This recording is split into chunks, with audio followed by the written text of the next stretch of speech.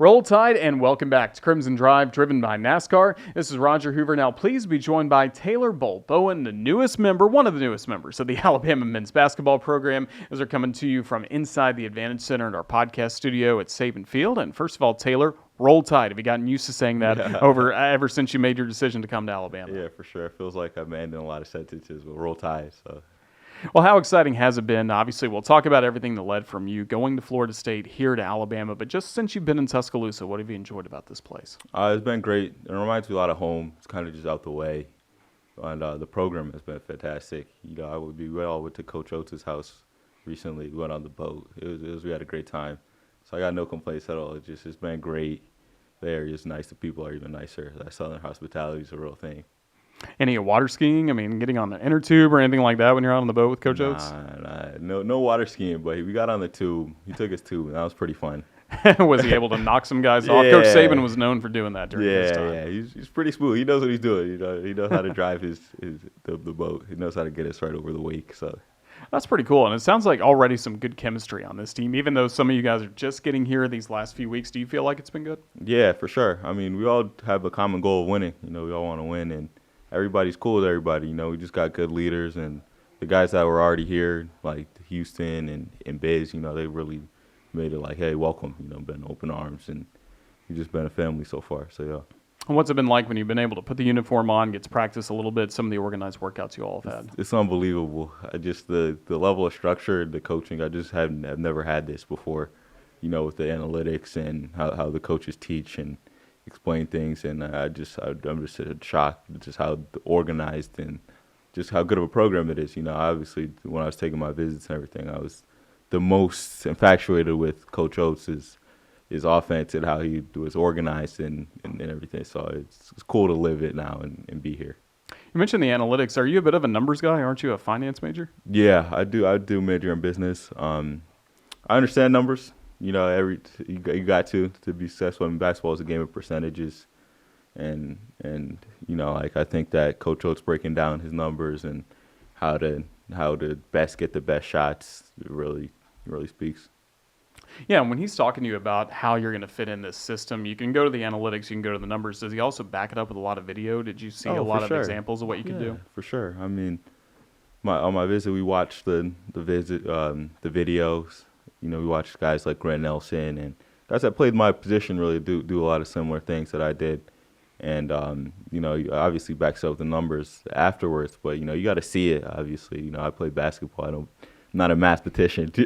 I'm all right in business. I'm not great. I'm not going to turn out into any Jeff Bezos or anything, but I can be a great basketball player. So I understand the video and what goes behind it. What did you like about Grant Nelson's game when you got to see it? He was so versatile.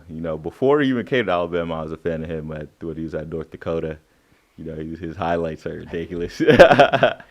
But he's just a great basketball player. He's extremely versatile, similar to how I am, and he does a lot of different things. And, I hope to have this similar success at Grant too. Similar size, 6'10". I mean, you like to dunk the basketball, right? Yeah, for sure. I'm very athletic, yeah. That's certainly good. Saw one highlight of your Florida State days. You got like a steal against Clemson, threw it off the backboard, and then dunked it. Can you talk about that play? Yeah, I can. So it was the end of the game. I gotta come clean. We're getting blown out by Clemson. We were down by whatever, and this guy was sitting right in front of our bench. And he was happened to be from Vermont. So he was giving me a lot of heckling, we're blowing you guys out and whatnot. So, I was just so heated, so I just had to show him something right quick, to let him know I could hoop, you know what I mean? So it's that guy right there. I don't know his name, I know his face. That guy from Vermont right there. That's why I have it. That's all the motivation needed, right? Yeah, for sure. That's really good. Again, we'll talk about your journey to Alabama. You mentioned Vermont. Is that where you're originally from, or tell us where you're born and how you grew up? Yeah, I mean, my family moved over to Vermont when I was a baby. So, I was originally born in South Sudan, and we moved over when I was 2 years old. And then I've lived in Vermont since. So I was adopted by a family that raised me in Vermont, and then I lived there. And then, I went to boarding school, so I was kind of all over New England. So I consider New England my home, but I grew up in Vermont for sure, yeah. What did you like most about growing up there? It's different. I didn't really realize it until I kind of traveled a little bit. I went to Newport and school in New Hampshire, so that was very different. And it just kind of I grew an appreciation for it because it was just kind of out the way, calm. There wasn't too much going on. I could just really just calm down and just focus, just be a kid. Was basketball always a sport for you? Yeah, yeah. I was always bigger than everybody. I was watching videos. It's just my 21st birthday, so I was watching videos of me when I was playing when I was a kid. So I was just really tall, lanky compared to the kids in Vermont. So I always hooped. But I mean, I played all types of sports. I played football. I played quarterback. I threw dots. I threw a nice post route over that cover too. I played a little bit of soccer, and I was from a little bit of track, but it was always hoops. It was different because my older brothers played. And then when was the biggest growth spurt you feel like you had? I'd say my freshman year, I grew about 4 or 5 inches. I went from like 6'1", 6'2" to like 6'7". That have a huge impact on the court right away? Nah, I mean, it was awkward for me because my body was just different. Like, before I really had guard skills. That's where I learned it from when I was younger. So I had a shorter, and, I played with my older brother, so I had all the guard skills and everything. But then I grew, and everything was just awkward. Like, I felt weird moving and grooving. And then I just got control of my body. Like, I was 6'1" again, and it felt like, okay, like, this is what I could do. But I'm 6 inches taller now, so the game just came easier. That's really good. So with that, you got a lot of attention getting to play, and your brother also, I know, had a lot of college attention as well. How much of a motivating factor was it getting to see him and his success? I mean, my brother was always a solid player. I mean, he didn't think he was going to go to the NBA. My goals were always going to the NBA when I was younger, but he was more realistic because he's only 6 foot. He didn't get the height that I got. But him being recruited and traveling and going places, he always told me, hey, if you want to do this, you got to be different from me. You got to do this. And then him just being exposed to so many great basketball players. He went to school with, Simi Shatu and just a bunch of high major basketball guys who'd be like, this is what they're doing to improve their game. This is what you got to do. So and I always learned from him. Then even when he got to Vermont, he played with great guys. And, that UVM program really helped me a ton when I was a kid. And teenager especially, I'd be hanging around there and learning tidbits and whatnot from the guys. And those guys really molded me into, they're a winning program, so they molded me into a winning basketball player. How much do you still lean on him today? A lot. We're close. Obviously I'm grown now. Like, it's a different relationship, but, we're still super close, super locked in. We talk almost every day, damn near, especially with the playoffs going on. And just we love sports. Like, I'm a big sports guy. We got fantasy going. We talk more about that and whatnot. Like, do a little bit of red zone, but it's just there's no sports on right now, so it's just a little bit different. It certainly is. So for you, you had that growth spurt, started to, again, play at a high level in some private school basketball up in New England. Who were some coaches that really helped you out the most during those years? Oh, that's a great question. I would say Dwayne Pina. He was major for me when I went to the St. George's School in Newport, Rhode Island. I played with Knicks point guard Tyler Kolek over there, and the combination of those two were great because Coach Pina was the first coach that really believed in me.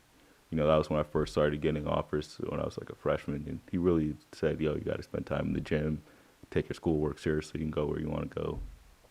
And he to this day, I don't think anybody believes in me more than he did. And then I'll say another coach was Jason Smith from Brewster. He's a very well-known coach, very respected coach, like probably 20, 25 pros. Brewster's just a powerhouse program, and, he believed in me as well, and everybody else that went there, he said I could be similar to them. How important was that step, going to Brewster, for you and your basketball journey? It was a huge step. Looking back at it, I think it was a hard decision to make because I really love St. George's. It reminds me a lot of going to Alabama and kind of Florida State. So I had similar feelings with Florida State and everything, but I felt like it was just a step ahead with the basketball program. And, the type of guys they graduated from there were all pros and high major players, and that's where I imagined myself playing. So I felt like I did surround myself with those kind of guys. And you certainly have done that, whether it's growing up, some of the connections you made there, Tyler Kolek, like you mentioned. You have a pretty good contact list. Don't you have NBA players you can lean on? For sure. It's a blessing to be around so many guys, everything, but it's just a reflection on myself. They wouldn't want to be around me if I was, just an average guy, average Joe. So. Well, you make that decision to go to Florida State. What was it like getting on the floor? Some as a freshman, but especially a larger role as a sophomore this past year. Florida State was one of the biggest learning experiences of my life. It was different. You come to high major basketball, you always had these dreams of going to the tournament and to be the one and done and having everything go right. And, we had faced a ton of adversity at Florida State with all the challenges that went with, lawsuits and, we had just a lot of things go at Florida State, but I learned so much just as a player and a person that really matured me a ton. And the ACC is no joke at all. Like I learned so much about what it takes to actually get on the floor my freshman year, to get minutes, start like earning spot minutes, to what it takes to be good in the league, and I feel like I took a step during conference play to be really good, one of the better players in the league. So it was just learning, always constantly growing and improving. And I credit Florida State a lot for that. The older coaches too, they'd seen it all. Coach Jones, Coach Ham, and Coach Nick. They had so much coaching experience between the three of them. So there's nothing that they hadn't seen that I couldn't ask them about or what I could do to improve. Yeah, and you learned how to play on the road, too. I mean, those are some legendary road venues. Any place that kind of gave you goosebumps when you walked on the floor? Yeah, I mean, Duke was crazy. That was a pretty good experience. I would say that's pretty much it. Like, I was on another level, but that was it. I wouldn't really say no other road games were like. I will say underrated, though, was Pitt. Okay. Pitt was very under. My freshman year, when they were good and making it in the tournament damn near with Blake Hinson and all that, they had a great student center. Like, Pitt had it rocking. Pitt had it jumping. It caught me off guard, too. They had Aaron Donald at the game. I'm like, nah, that can't be Aaron Donald. Like, came to watch you play. Yeah. That's what I said. Like, against Florida State, I was like, okay, all right. Like, so, that's pretty good. So, again, 2 years there with the veteran coaching staff, Coach Hamilton, his final season this past year. Is that what really spurred your decision to go into the transfer portal? Yeah, for sure. I mean, Coach, I'd essentially just, like, everybody had a fair shot chance. I considered going back to Florida State, considered, obviously, Alabama and a few other schools. And with him retiring, it was like, yeah, I mean, I'm basically the portal regardless, because I got to hear out the new coach and everything. It was a simple decision. It wasn't really a thought even. It was just like, my coach is done. Like, the program it's a new program essentially when you bring in a new coach. And then you go in the transfer portal, and Alabama gets on your radar pretty quickly, along with a lot of other great programs. What made this program stand out? A ton. I mean, I've already spoke about the analytics and how I'm a true believer in Coach Oates and what he brings to the table, but there was a ton of other things like Preston Murphy and coaching me when I was in AAU days at Expressions, and those EYBL days. I feel like he brought out the best out of me time and time again. He knew how to push me and make sure that I was focused on the right things and know how to utilize me as a player. So that moved a long way. And then, the culture you guys had here on my visit, if Aiden came out to eat with me and showed me around, kind of took me to his crib, was like, yo, you got a chance to come here. So that meant a lot for sure. And, I just felt like they had good things. I also had another connection with one of my former teammates from Florida State. He was a grad assistant here last year with Max Thrope. So I was talking to him, obviously, and he gave me a lot of good information and insight. So it felt like it was the right choice for me. What was Preston Murphy like when you were younger, and what's he like? And is pretty much the same guy now that he's been with this powerful D1 program? Yeah, he hasn't changed. I'll keep it a say. He has not changed at all. He's ultra competitive. He wants to win everything.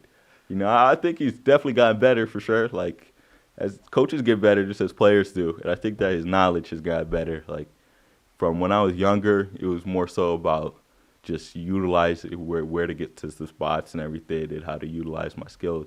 Now I feel like he's become a better teacher in terms of he's teaching me like more skill and more like how to actually get to the spots and breaking down the game a little bit. So I think that he's gotten even better.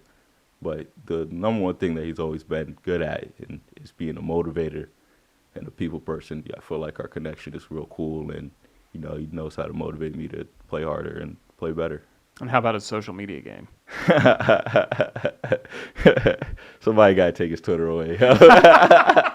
I mean, we always turn on notifications around this time of the year, being like, all right, what's he going to tweet out? He recruited Clifford Amore this past year. I mean, it was a Clifford gif, or either Roll Tide Willie joined him for a Clifford video. I mean, it was every day. People were living and dying on that stuff until Clifford signed.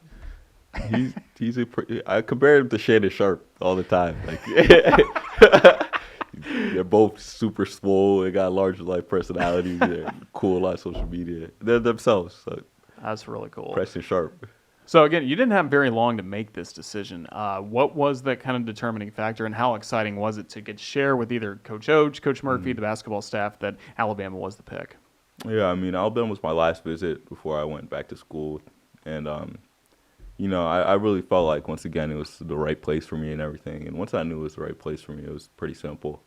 Obviously I visited 3 other schools that week, and I enjoyed my visits with them as well. I thought they were both all great programs, and I couldn't make like a bad decision necessarily. I just wanted to make sure I made the best decision. I felt like Alabama was the best. Yeah, great decision you made. Already a really good roster once you said yes, and then it got a little better when number 0 decided to come back, LeBaron Philon. Yeah. How special was it to see that news that he was going to be joining you and be a teammate this year? I mean, that news was incredibly special. I mean, I was just laying in bed, just cooling. I couldn't believe it. I was talking to Tipton on that interview. I was like, I saw Barron was texting, and I was like, yo, I'm so if we had Barron, this would be over with. And then a few weeks later or whatever, he announced he's coming back. So he definitely raises the ceiling of our team. He's an incredible player. I remember watching him last year. It was like, who's this freshman in the SEC tearing heavy, playing defense and getting to the cup and distributing and doing all the things that he does well. And I was just so happy. It was on no words left. There's just no words. Barron's that guy. It's such a fun style of play offensively, and I think a lot of people talk about that, but probably since you got here, you've been seeing a lot of hard hats, the blue-collar mentality has been talked about. Are you excited to play defense in this style? Oh, yeah, for sure. That's what I bring to the table here. I think that offensively, obviously, I have my three-point shooting to rely on, my floor spacing, but defensively, I have a history of being one of the best shot blockers in the country, honestly. I was one of the best in the ACC, and I think that I'm going to be able to bring just a lot of defensive versatility, being able to switch a lot, being able to guard wings and guards and even some bigs. I think that I'm going to really be able to raise our ceiling defensively, and I think that's where we've been lacking over the last few years. I feel like to take that next step to become national championships instead of just, I say just, but, Final Four and Elite Eight, which is obviously a dream for everybody, including myself, but once we get that defensive end of the floor cleaned up just a little bit, and how offensively talented our team is, I think we'll be doing real well. Are those some things that coaches, staff talking to you about even now as you're starting getting these early workouts in June? Like, we have to defend at a high level. Absolutely, that's half of the ball. You don't just go in there and shoot and do the skill drill. He really talks about defense being the utmost priority, because teams that defend win. You see the Thunder, how they're guarding. I can't imagine just Lou Dort. He just gives me a headache. They say his name, it's just like, there's nobody in this world that I'd rather have guard me. Like, just Lou Dort is just, And so, just defense wins. It's really as simple as that. It really does. You're going to wear number 10. You wore number 10 at Florida State. Is that number special to you? Nah, I'm wearing number 7 now. You're wearing number 7? Okay. I was seeing a recruiting picture or something. Okay. Yeah, I wore number 10 on the recruiting visits. Gotcha. It went out, but I new beginnings. I feel like I'm in a new stage of my life. Kind of growing up from, I got to be like, I want to be my own man. I think it's time for me to grow up a little bit and just put it behind me. And I wore number 10 for my brother, my older brother. He wore number 10, but I'm my own man now, I think, and I got my own kind of path and goals and expectations at Alabama. So, any other special connection with number 7? Nah, I just think it's cool. Just won the single digit, right? Yeah. I think it's cool. I think it's swaggy. I like Cristiano Ronaldo. I'm telling you, he's probably one of my favorite athletes, but not really like a personal this is I just think it's cool. I got you. Oh, what's the rest of the summer going to look like for you? Just training, just staying here, working out as much as possible. I mean, we got a lot of work to do. And, the coaches got, I got to give Coach Barrera a shout out, their strength coach. He's probably one of the highest level, if not the highest level I've worked with. And just working out with him has been great this far, and I can't wait to keep working with him and just working. That's pretty much it. We're excited to see what happens. Taylor Bowen, thank you so much for the time you've given us here on the Crimson Tide Sports Network, and best of luck. We hope to catch up with you again down the road during the season, but thank you again for your time. Roll Tide. I appreciate it.